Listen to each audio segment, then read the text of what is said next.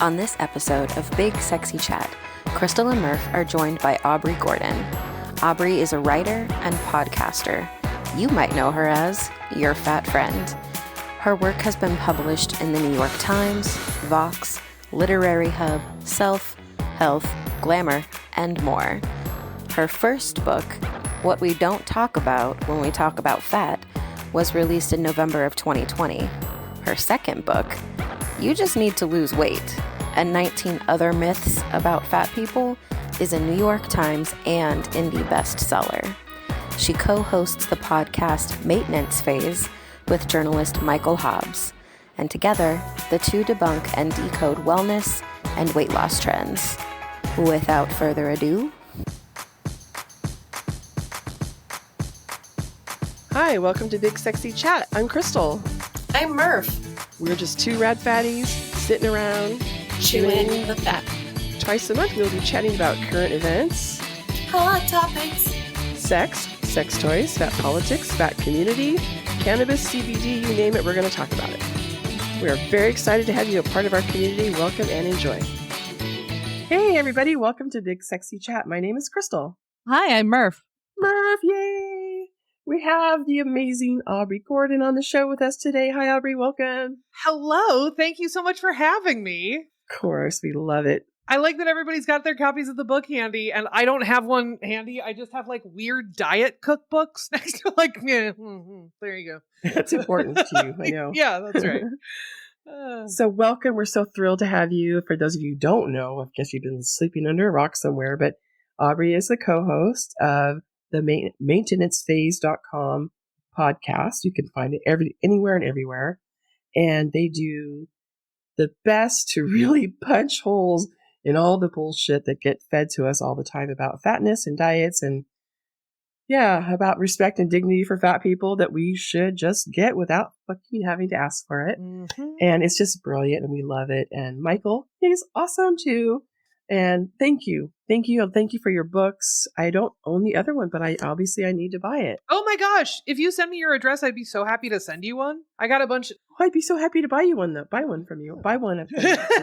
Well, you know however it happens, we'll get you one. Yeah. Thank you. That's kind of you. Yeah. So Murph, you were going to start with your first question. You want to get us started and then we'll go from there? Yeah. Okay. So a lot of my questions have to do with just the book. So I mean, I could sit here and ask you questions like all day long.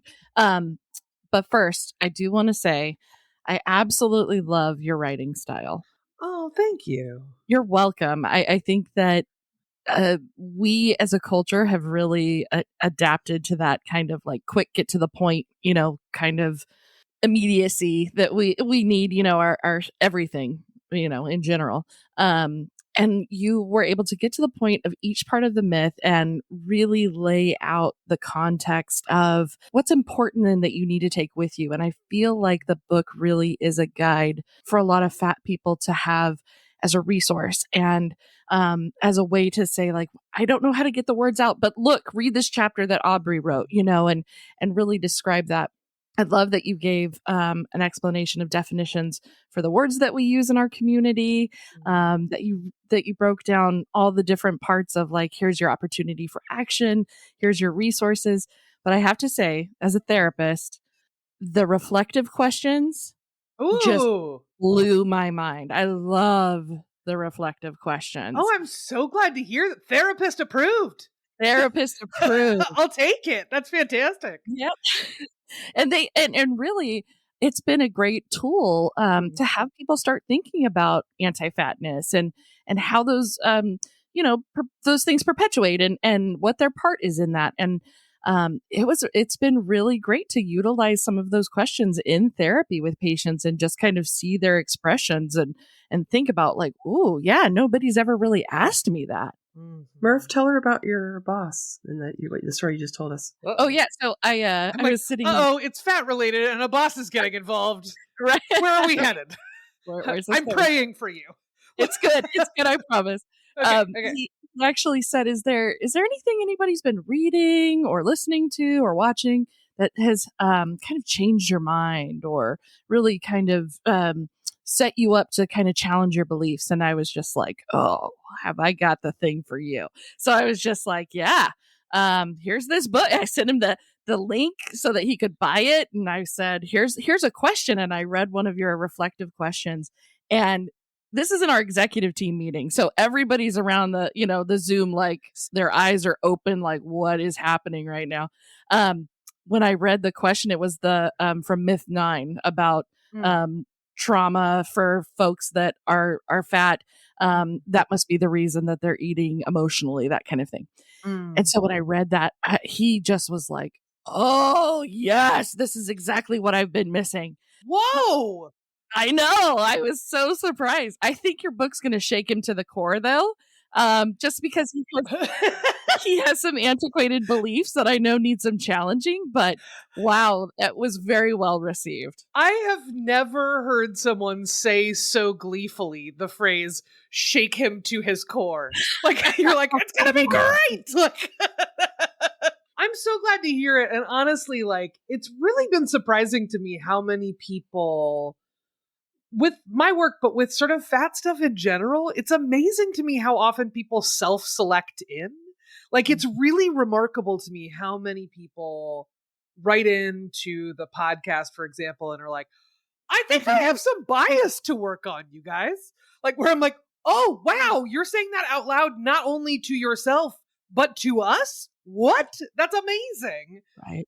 And it sounds like your boss has some of that going on. But like, listen, that's both heartening to me as a fat person, but also just like as a human being on this earth when someone goes, oh, hey, hang on, I think that might be an issue for me and I should work on it. Like, whatever the neighborhood of that issue is, I'm like, oh, that person's good people. That's a keeper. That's a keeper. If someone is like checking in with themselves that much, that's very exciting. I hope that your boss is able to take something away from it. And I hope that you are able to feel it in some meaningful way at work too. And I would say this is all because you are doing what you already know how to do, which is kind of stir it up a little bit.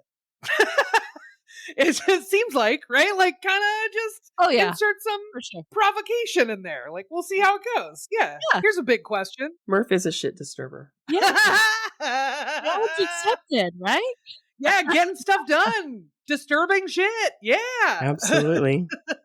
I have a follow-up to her question. Just how the hell did you get all of those links and all the citations and all organized? And did you have help? I mean, holy crap. So I would say on this book, no. I had a fact checker, had like a number of, a number of like editors work on the piece and copy editors and all that kind of stuff.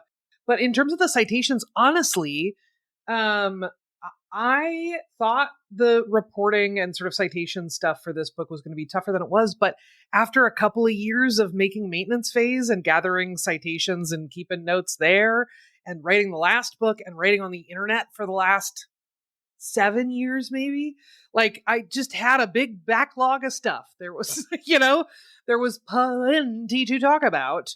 And a bunch of it was just a matter of, honestly, like, I think it might be useful to me in the same way that it might be useful to some of the readers of the book, which is just to have it all in one place.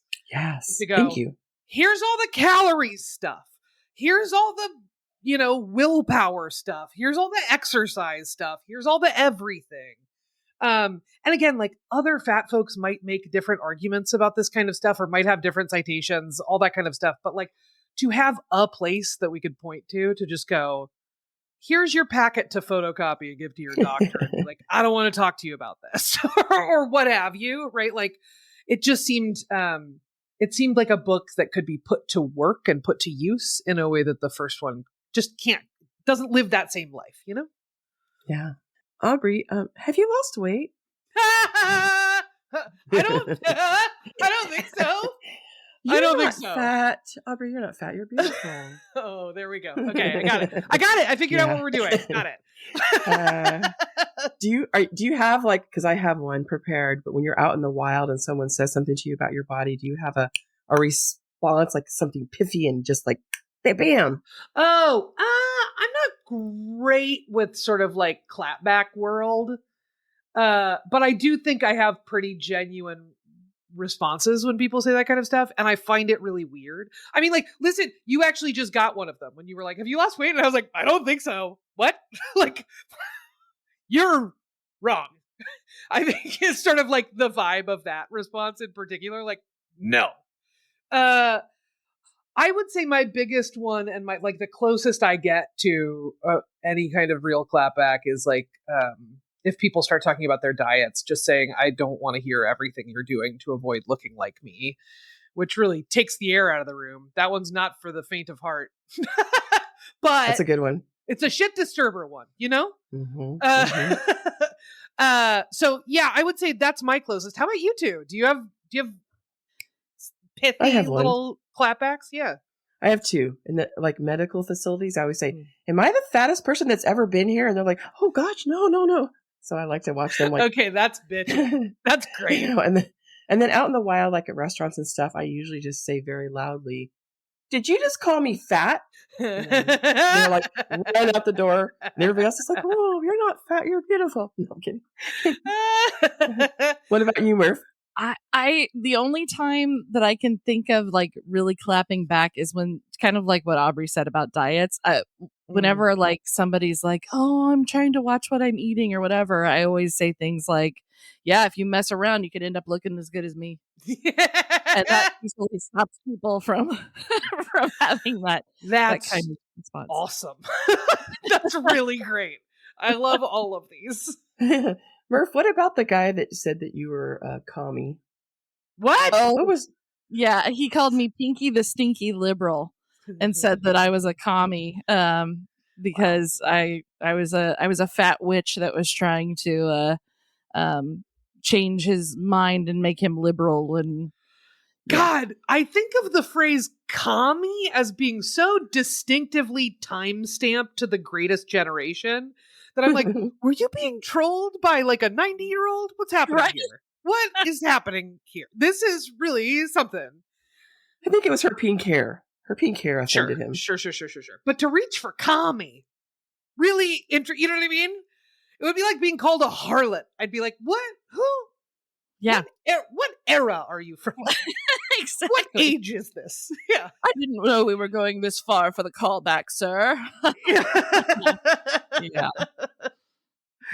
I remember, didn't you say that, Crystal, that's something to do with Pinky, and there was like a Pinky thing back in the day too, where they like made fun of Pinkos. Oh yeah, right? Pinkos. Commie Pinkos. Absolutely. Yeah. Okay, so I have a question. Back to the book. I know we're so excited that it's just going to be squirrel moments the whole time. I'm pretty Sounds sure. great. I'm down. Yeah.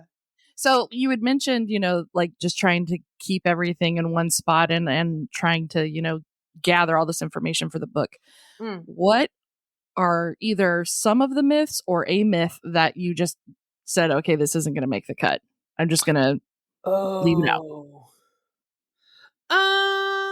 I think it was less about leaving them out and more about, so the original list of myths was like 30 something, right? Like, I feel like we could all just, like, all three of us could start listing off, like, what are the myths you hear most? And we would probably end up listing at least 10 of them, like, in unison.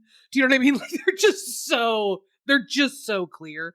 And I think I previously had, like, separate segments on sort of different aspects of medical care. And then I was like, what if we just did one about doctors and just had the whole chapter be about healthcare providers? I think similarly, the sort of like quote unquote obesity epidemic chapter felt like, let's just pile a bunch of stuff in there that were originally slated to be like individual chapters. And I think it ended up serving the book. I think it made it stronger to be like, let's go for sort of the foundational kinds of myths, which is like, it's a bitter pill to swallow, but like not unfamiliar to fat people, to women, to BIPOC, to queer and trans people, that like doctors are not always in your corner and they don't always understand what you need and what you're up against. And sometimes they're not against you necessarily, but they don't, they have a bunch of outdated ideas, or they have a bunch of preconceptions, or they have a bunch of stuff they haven't unpacked for themselves or whatever. And it felt important to introduce that to an audience that felt like maybe well-intended, but harmful nonetheless, right? To be like, yeah, you actually can't always count on your doctor to treat you the same as everybody else. I would love it. And I know they're trying in many cases, right? But boy, oh boy, oh boy, we got a long way to go. Yeah, those are the ones I think mostly they sort of got collapsed into each other more than anything else. I noticed you guys did not cover the fat girls give better blowjobs myth. No. Next book. I did not. I did not. Because listen, sometimes it's just flattering. No, just kidding. Just kidding. It's funny. I always say you couldn't possibly afford me, so yeah, absolutely. Well, and also like it is sort of this thing that happens around fatness and sexuality where it's like fat people are at once fully like hypersexualized and totally desexualized, right? At once like relentlessly desired and pursued and fully kept secret. And it is this just weird Dr. Jekyll and Mr. Hyde thing where like it feels like almost anything you say about the desirability of fat people can also lead straight back to really gross and kind of predatory or advantage taking sort of approaches to fat sexuality, right? The myth is that fat people are easy, right? We're going to settle for some bullshit. And I don't settle. So well, and like eager to please. Do you know what I mean? Yeah. Like we know this is our one shot or something. Yeah. So we gotta like give it all you got. Whatever. My actual question is, yes. How was it meeting Lindy? I got to meet her once, but just for a few minutes with Jess Baker. It was like it heaven? A real joy. So we, Lindy West and I did an event in Seattle at Seattle Town Hall. And I had never met her before. And she agreed, like, I think through the venue, agreed to do the event. And we met like 15 minutes before walking out there. And she's like, absolutely what you see is what you get. Do you know what I mean? Like it's very like Sam Irby vibes, right? Where you're like, yeah. You know, you're not pretending about anything. This is absolutely all of who you are. We got it. Love it. She's like a joy. It was like, I was nervous about it because she's like fat godmother vibes or like fat big sister vibes or something. Like just cooler. She was just wonderful. She was like absolutely wonderful. The first time I met Reagan Chastain in person, I was like, we met in Santa Cruz. I was like shaking. I was so nervous. Then she's like, what are you nervous about? Yeah, she's totally. so down to earth too. Yeah. But yeah, Lindy, I got to meet her. She and Jess did a talk in San Francisco where actually Jess was interviewing her. I remember this. This was like maybe 5 or 6 years ago. Somewhere back-ish. Yeah. And we all went up to the San Francisco and had dinner. And then it was so fun. It was really fun meeting her. And it was fun, the two of them going back and forth. It's like two powerhouses, you know, and just like, people, you could see people were like perspiring when they left there because like they learned so much. That it was like, whoa, I have a lot to figure out when I get home. Totally. They all do. Yeah, absolutely. Yeah. And Jess is like Lindy. She takes no bullshit. She gives no fucks. Jess is the She's greatest. Just who she is. Yeah, Jess really is the first person. When I was writing anonymously, Jess was the first person that I was like, okay, I'll meet with this person and see if it's okay out there. And it's Jess, so it's like definitely okay out there. She's like the loveliest, warmest, like kindest, most thoughtful person. No, it's great. It's great. Yeah, we have a awesome. really good community.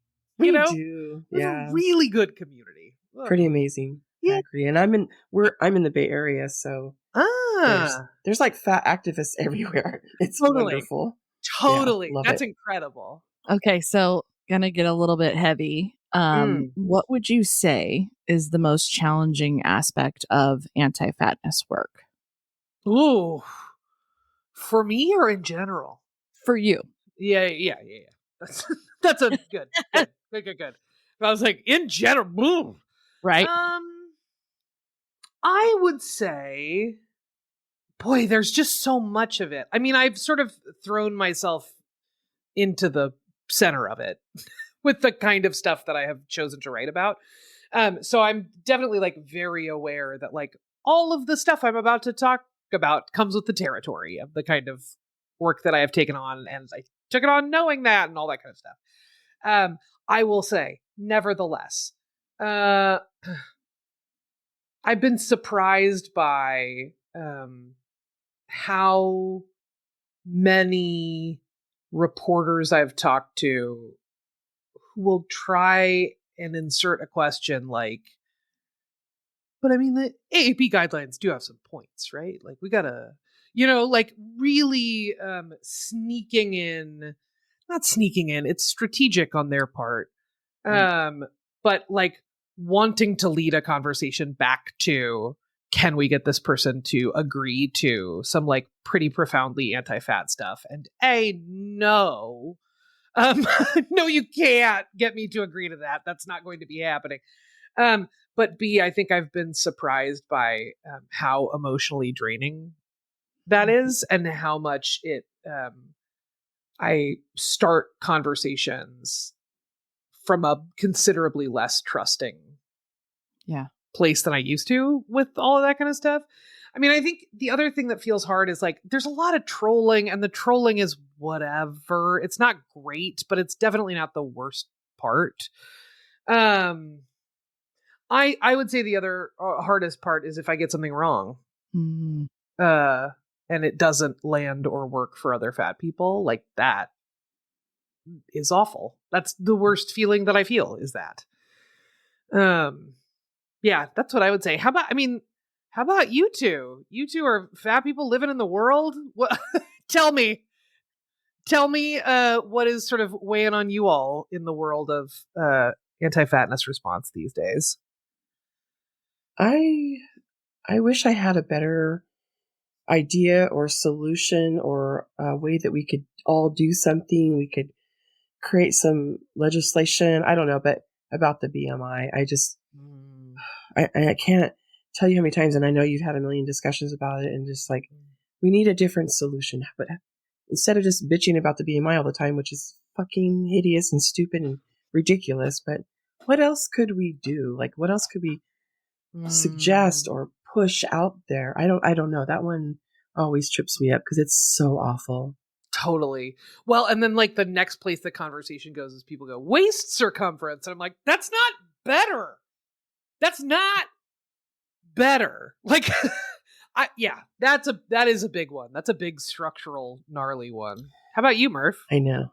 Yeah, I think it really is, like you mentioned, the emotional exhaustion. Like, I really have to kind of check in with myself of like, do I want to have this conversation with this person about, how anti-fatness is just pervasive in our, work environment, and I don't want to hear about your diet, Susan, like that kind of, or is it just better to turn around and walk away and, and not engage in that? And so I think trying to pick my battles, I guess would say, is where I really, I find that super challenging because, as a therapist, everybody and their brother comes and asks me, oh, about this or that, that. And, I don't know how many times I've sat with somebody and they're like, well, I was talking to this one lady and she goes, yeah, I just think that whatever, people that are fat are just like, they're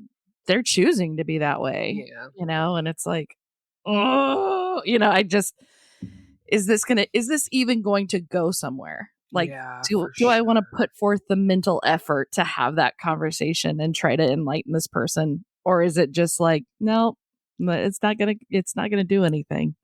Well, and are you the messenger they're going to listen to, right? Like, what's the state of your relationship? Is this like your parent or someone in line at the grocery store? Those are different approaches. Those are different relationships, and they speak to different impacts. Yeah, it's like a lot of mental calculus to do. It's a lot of sort of gaming out to do. Yeah, I totally get that. Very true. Aubrey, when did you realize you were different than the other kids or the other adults? Like, when did you realize you were actually fat? And then when did you come to terms with the word? Did the word ever bother you, the word fat? So I'll say, I really thought that was leading up to a coming out story question. When did you figure out you were different than the other kids? I was like, oh, all right. I mean, I think I was totally bothered by the word fat. Not like by the word fat, but I was really bothered that people perceived me as a fat person. I think that's the core of the thing that bothered me. I remember being in high school at one point, and we had a like a guest choir director or something coming in from another school or something. And the choir director was like, sing it really loud, sing it like you're a 200-pound woman. And I was like in high school and I weighed more than 200 pounds. And my response to that was to just be like, ha ha ha ha! I'm laughing the loudest! This is the funniest joke! Like, I really tried to be like, that was a great joke, guys, right, guys? Like, haha, can you imagine? I mean, like, whoa.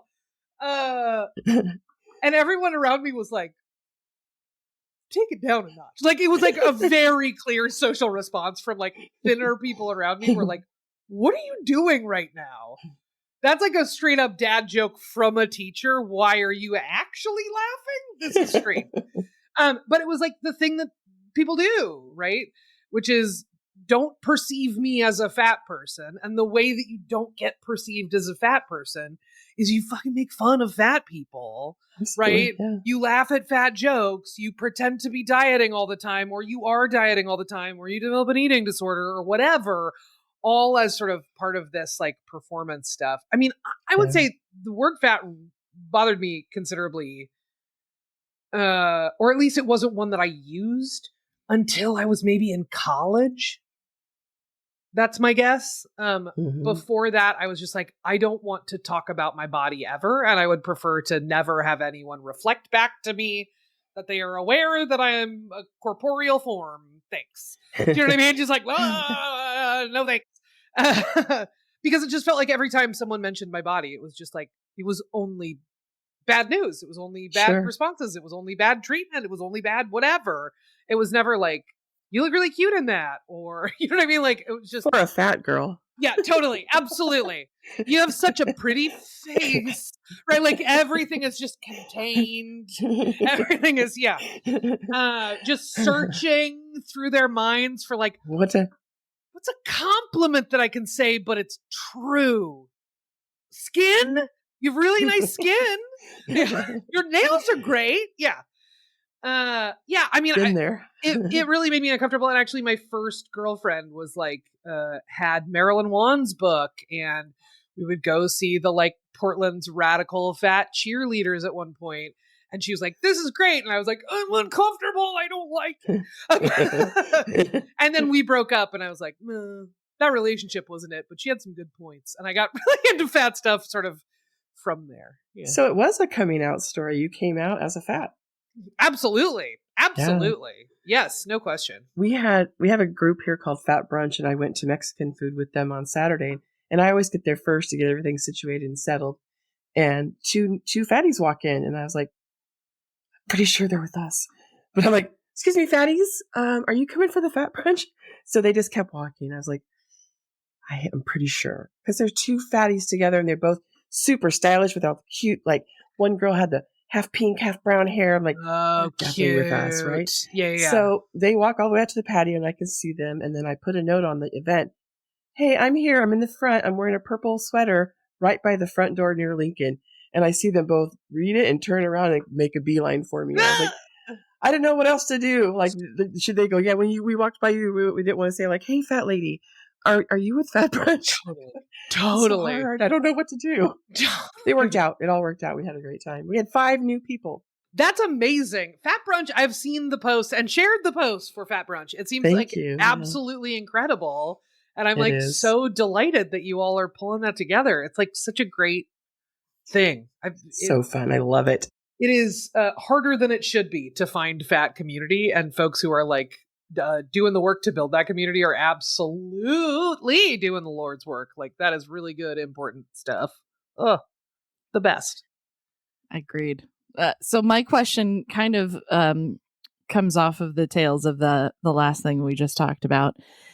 How has your work impacted your personal relationships?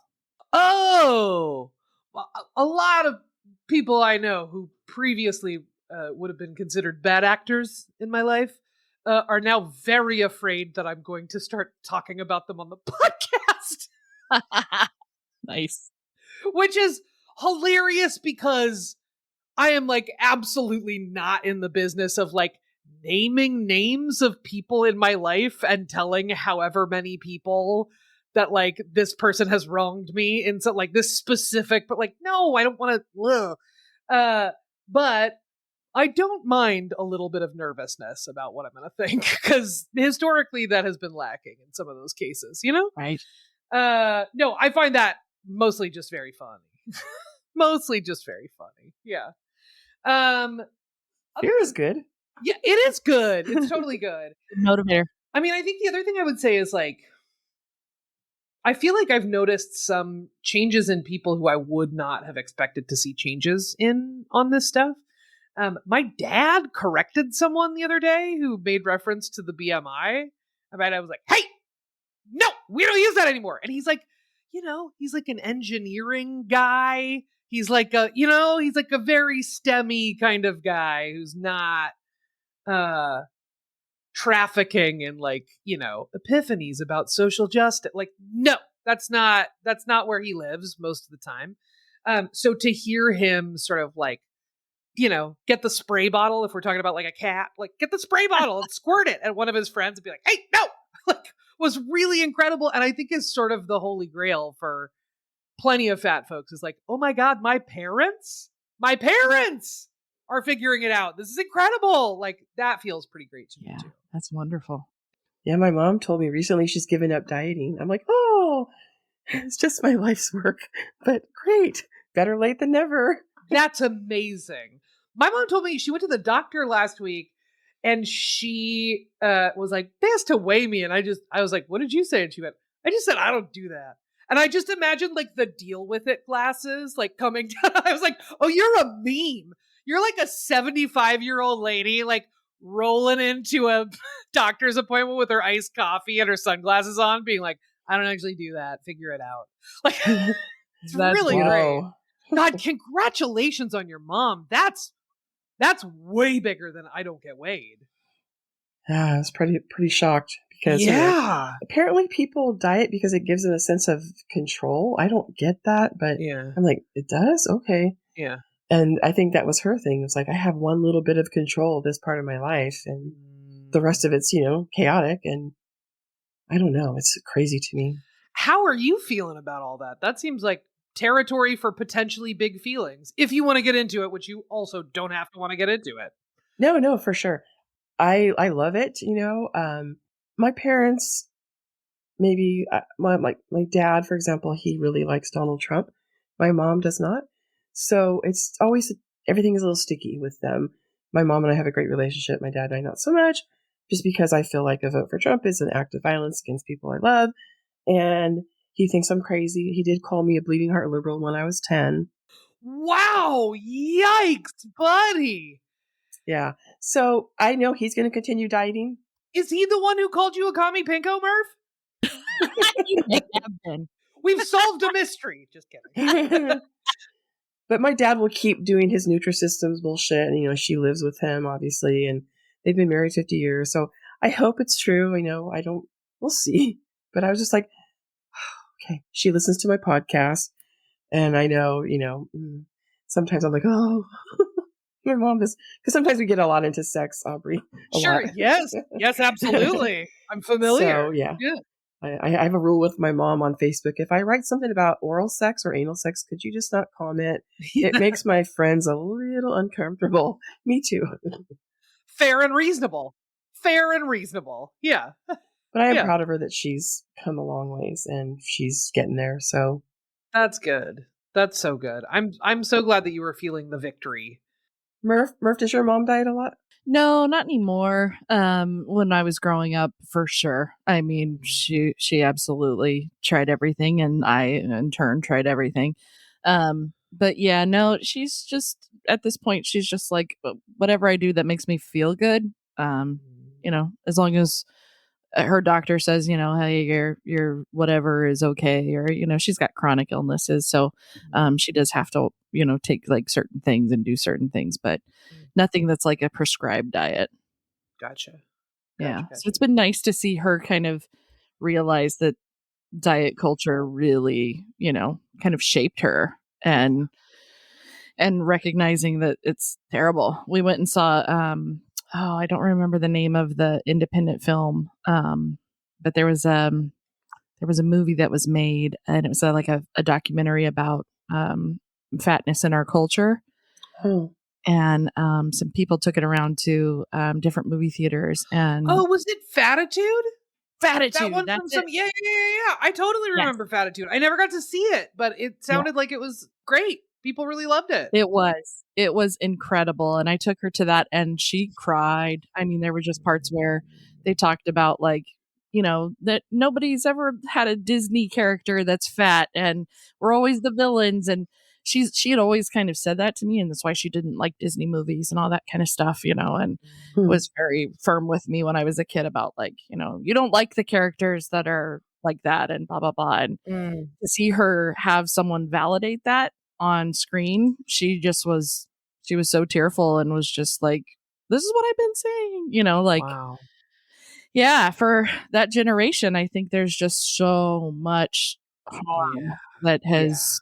Yeah. Oh yeah. So when you get those little nuggets of just like, oh, see, you were okay to feel that way. That's not fair. It's just really validating. Where did you see me? I was in Fatitude. Yes, I did. Very end. It's so small. I very love end. this. That's incredible. Cool. Yeah, it was cool. I didn't tell me. So when I was like, we were watching at the theater, I'm like, what? They're like, we wanted to surprise you. I was like, that was very surprising. I hope that was a fun surprise. It sounds like it was a fun surprise. Yeah, that's great. Great movie. That's awesome. Murph, is it my turn to ask a question? It is. Okay. I want both of you to think about this. Because I know how hard you work to glorify obesity, Aubrey. And me too. I try really hard to glorify it. So I was thinking, if you really could glorify obesity and bring people over to the dark side, what kind of perks would we be getting? Like airline miles, free drinks? What would you want? Cold hard cash, baby. Cash. You want to bring folks to the table? We're just paying. I don't know. What do you think, Murph? I would also want to receive product. So, okay. Yep. Cash first and foremost. What kind of product or products? Gift bags. I'm really thinking, if I'm glorifying this and I'm getting so many people to join us, then I really deserve one of those Oscar giveaway bags. That they just fill with like hundreds of $1,000s of merch. Yeah. Yeah. Absolutely. $1,000 sex toys. Oh my God. The Goop ones. You could get the $10,000 Goop one. Just No. No one needs it. No one wants it. We're good. Yeah. Genuinely no one. No one asked for her candle to smell like her vagina. Nobody asked for that at all. But isn't it ridiculous? Is any part of Goop by popular request? Do you know what I mean? Like, I don't think so. No. I don't think there's anything there that they're like, ooh, other people want us to do this. Sometimes when I decide I'm going to engage, I'll be like, truly, like, what do you think I'm doing to glorify this? Nobody wants to be fat. Nobody wants to be fat because they know how we're treated. There are no perks. We don't get to cut in line. We don't get to get free drinks. What do you think that I'm doing that's making this so glorious? Yeah. I love to glorify people and, however they exist in the world at this second. I love to glorify all humans, but there's no like, this is so fantastic. You should definitely come over. I love being fat, but I'm not trying to talk anybody else into becoming fat. So I don't understand this. What are we doing to glorify it? It's talking about it. I think, look, glorify obesity is a phrase that lives its life almost entirely on the internet, right? So it is contained to the internet, but the internet is everywhere. Oops. And I feel like it lives almost that entire life in comment sections in particular, and in comment sections of fat people going about their day, living their life, having a fine time. it feels like almost any time a fat person is having a good day and dares to have a picture of themselves having a good day, someone's going to pop out of a trash can and be like, "You're glorifying obesity," or what have you. It feels, in a funny way, it feels reminiscent in some ways of the special rights language of the 80s and 90s around queer folks. So for years and years and years, I came up in the 90s mostly as a gayby, and most of the sort of legislative fights that were happening at that time were like non-discrimination fights, not unlike the ones that NAFA is working on now, right? Sort of in New York City and hopefully more than that. But the response to proposals that maybe we don't get fired because we're gay, or even anti-gay bills or anti-trans bills, were posited as like, if you vote against these anti-gay or anti-trans bills, you're giving queer and trans people special rights. Like they're getting the perks. They're glorifying obesity. They're getting the perks. And glorifying obesity feels a little bit like that, which is like trying to reformulate someone's fundamental discomfort with a community, with a body type, with a type of person, as this is somehow a social contagion, and actually you making me look at you is the unequal act. You're the trouble here. Listen, I'm just saying what everyone's thinking is really sort of the underlying mechanism of the glorifying obesity stuff. So I'm curious. I mean, like, you two host this show. You are both on the internet. I'm imagining this is a phrase that has been visited upon both of you.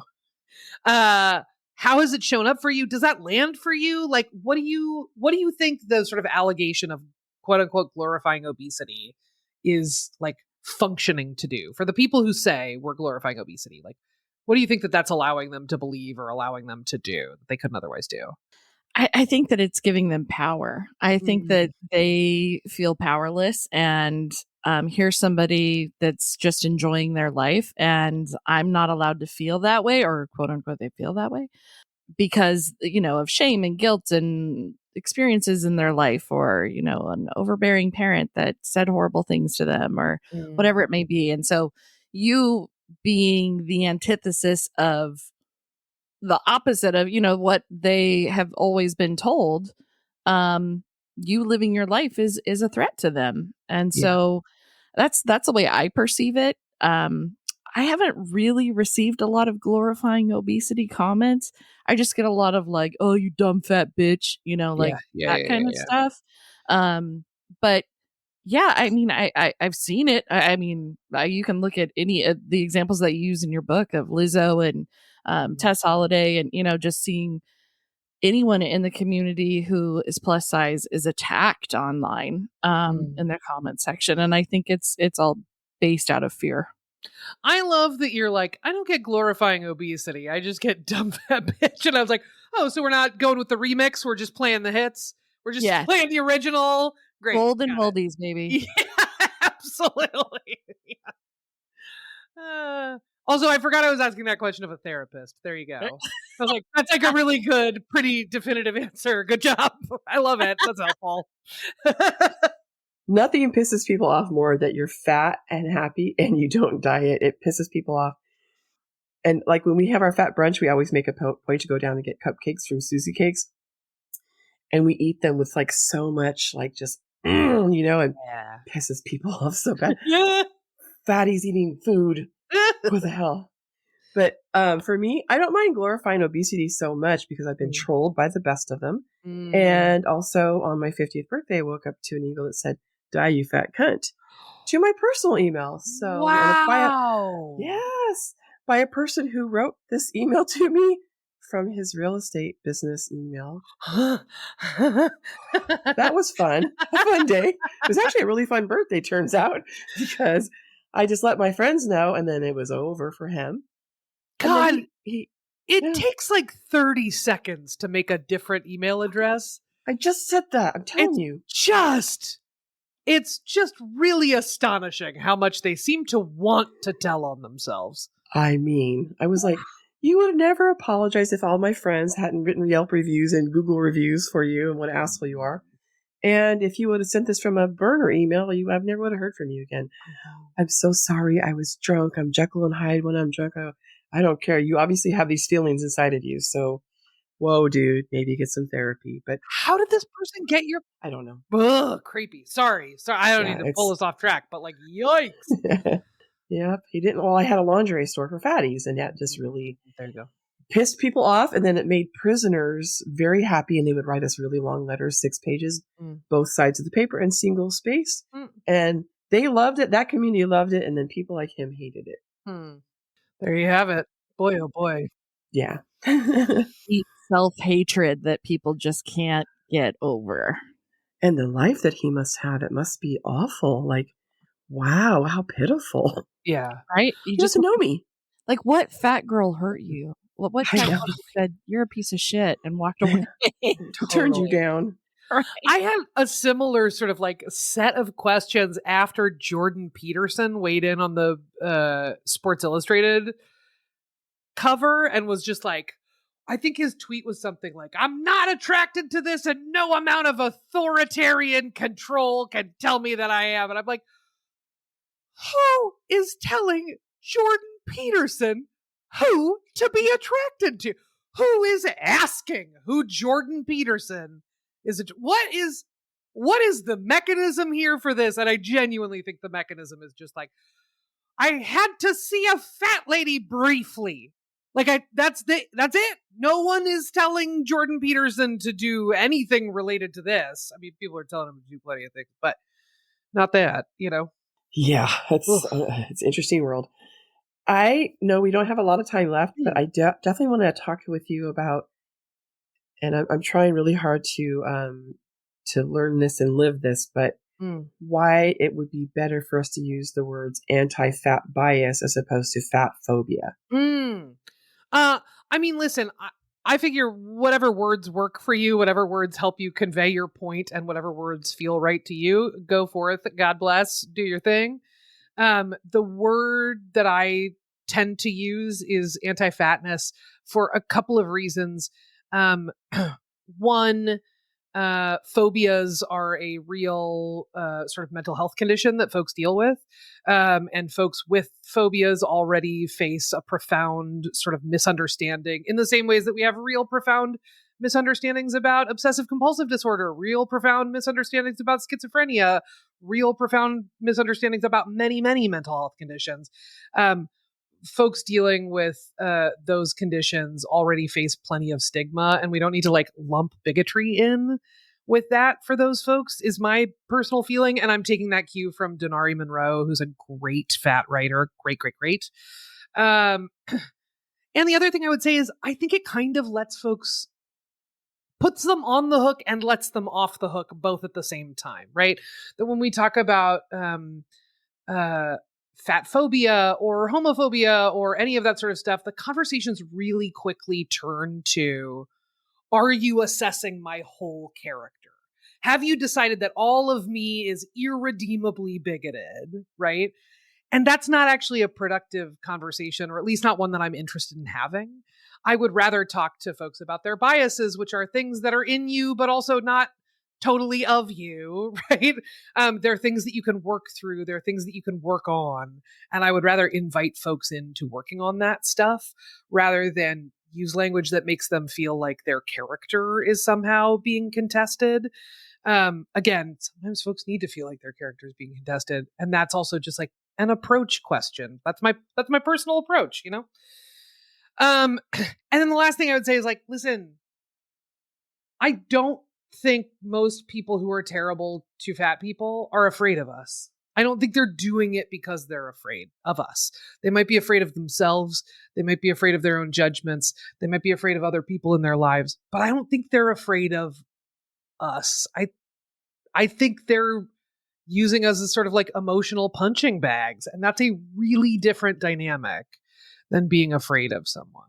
That's my sort of current best thinking, but also like, movement language changes all the time, and I expect that my thoughts on this may change at some point, and that my language on this may change at some point, and I expect that other folks listening have had or will have changes in their language too. So like genuinely, like use whatever terms you want. That's what I use. Got it. Thank you. Yeah. Murph, did you have another question? I have so many questions, but I know, me too.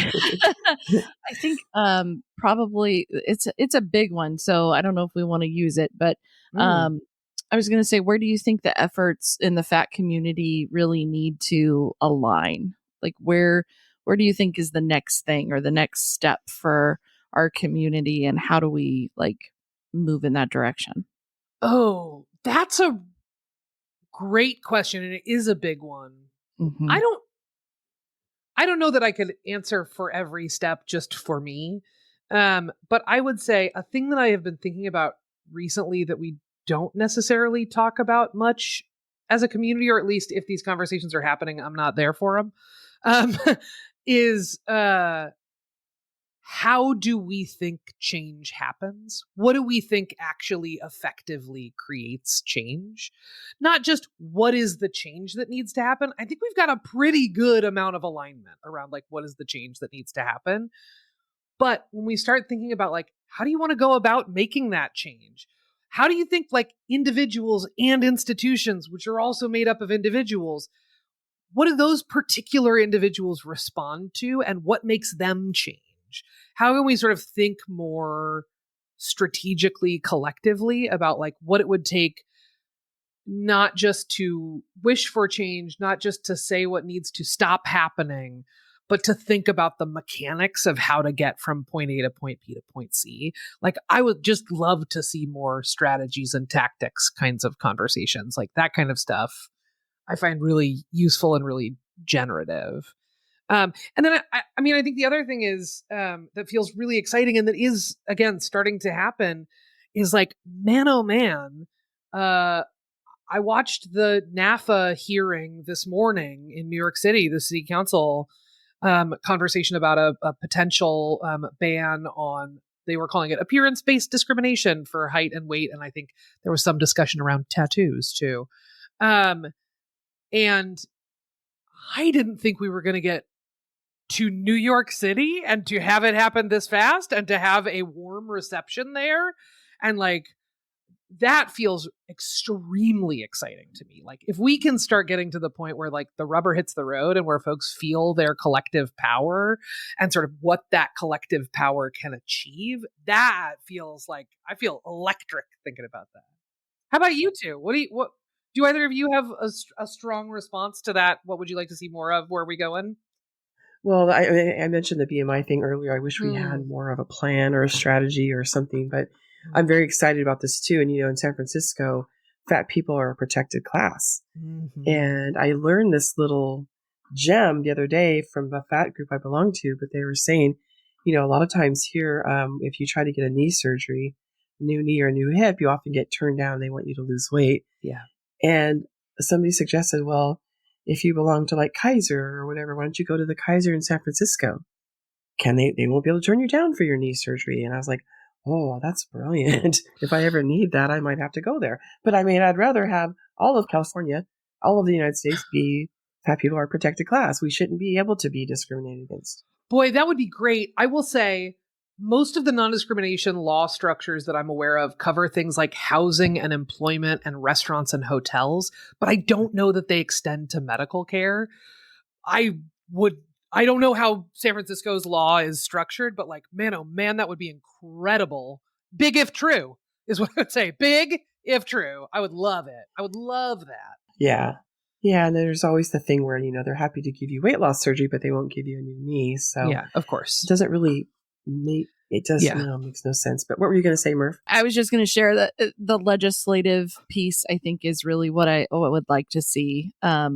Just because, not that I feel like the government really does a lot, but I really think that it does provide that sort of mouthpiece that gets people to start thinking and looking at things a bit differently. And I really see that with healthcare. I work in healthcare. And so it's when something is legislative and it's brought down, to, okay, this is something we have to implement, everybody pays attention. And so I would really love to see that sort of, like you said, rubber meets the road, and really kind of start pushing those things out. Mhm. I have one last question for you, Aubrey. Tell me. Well, first of all, I want you to share with everybody how people can find you after this question. So be ready to share all of your ways people can get in touch with you that you prefer. But also, we like to end our interviews with asking our interviewee what is their favorite sex toy. I thought about this in the lead up. I was making little mental lists of pros and cons. Sure. And I think where I landed feels less exciting than where I started, but it's an honest answer, which is, I'll tell you what, that Hitachi magic wand. We knew you were going to say that. Is a classic for a reason. Yes. Legendary. It is the Pond's cold cream of sex toys. It is the Nivea in a tin of sex toys. And I've heard that if you're a lesbian and you don't own one, you lose your lesbian card. Oh, no. News alert. Red alert, lesbians. Go get a magic wand. You're going to get kicked out. But I don't call it a sex toy. I call it a back massager. Good job. With the air quotes, because it's cool if you have kids and you have a back massager. Your kids don't necessarily know you're going to use it also possibly on your clitoris. Sure. All they know is it's for mommy's back massager. So don't worry about it. It has a million really reasons why we all love it, right, Murph? Oh, absolutely. I mean, listen, how many sex toys can you get at Target? Do you know what I'm saying? Right. It's a kind of great one that tends to get cataloged in different parts of stores. Yes. Yeah. Although the selection that you can get at Target is getting a lot bigger, and CVS as well. So really? Oh yeah, thank God. I have not checked out drugstores recently. I gotta check out a drugstore. All right. Oh, you're so wonderful. Thank you so much. And again, thank you, and thank Michael too for the Maintenance Phase podcast. Is fucking incredible, and it's a great resource to send to your thin friends and your thin allies, and it's for everybody, honestly. But please tell everybody how they can learn more about you, get both of your books, all that good stuff. Sure. Well, first things first, thank you both for having me and for your incredible work in sort of like community building and healthcare and all kinds of stuff. This is absolutely such a joy, and it's the best palate cleanser at the end of the day, honestly. For spending the day talking to thin people, trying to make them get stuff, it's really, really fun to end the day talking to fat people is a real joy. I have written 2 books. One of them is called What We Don't Talk About When We Talk About Fat, and the other one is called You Just Need to Lose Weight and 19 Other Myths About Fat People. You can get those wherever there are books. You can listen to Maintenance Phase wherever there are podcasts. And you can find me at AubreyGordon.net because I live in 1995. .net.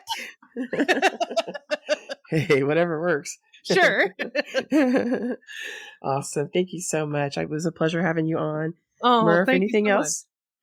Just total bucket list checked off. So thank you. Oh, that's so kind. Wonderful. Oh. All right, then, y'all. I'm going to say see you later, alligator. After a while, crocodile. Ciao, cow. So where can you find your favorite fatties? You can find us at BigSexyChat.com, on all the social medias at BigSexyChat, on Twitter, BigSexyChatPod. And Crystal, how can they reach us? Oh, Murph, the best way to reach us is by email, which is sexy@BigSexyChat.com. And remember to like, subscribe, and share, please.